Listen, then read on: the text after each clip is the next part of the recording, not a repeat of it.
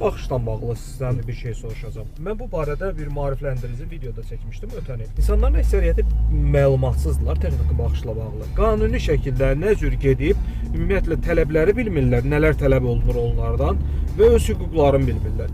Mən ötən il getdim texniki baxışdan keçməyə. İlk girən kimi 3 şey istədilər. Qəza bıçağı, apteçka və bütün dərmanlar, yanğın söndürən. Bunların üçü də məndə oldu və mən texniki baxışdan keçdim. Təbii ki, orada hansı nasazlıqlar qeyd olundu? 3 nasazlıq var idi. Və bununla mən yaxınlaşdım kassaya. 30 manat 40 qəpik ödəməklə yaxınlaşdım otağa və mənə 1 il möhlət verilir. Yəni gələn texniki baxışa qədər bu problemlərin, nasazlıqları aradan qaldırılması 1 il möhlət verilir. Bundan insanların xəbəri yox idi.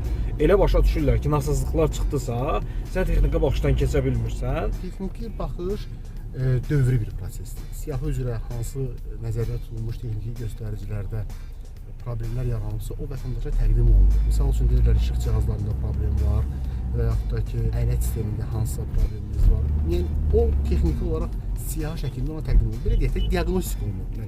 O diaqnostik nəticələri bunu şəxsi qaydada vermək olar. Gidib hər hansısa bir təmirxanada. Orada da siz avtomobilinizin biz aparıb göstərsək, görəcəksiniz ki, harada nə problemləri var.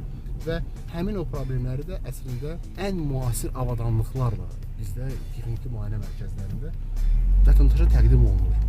Sadəcə olaraq bu məsələyə də yanaşmada məsuliyyətsizlik var. Ümumiyyətlə bizdə avtomobil tam nasaz vəziyyətə düşmür.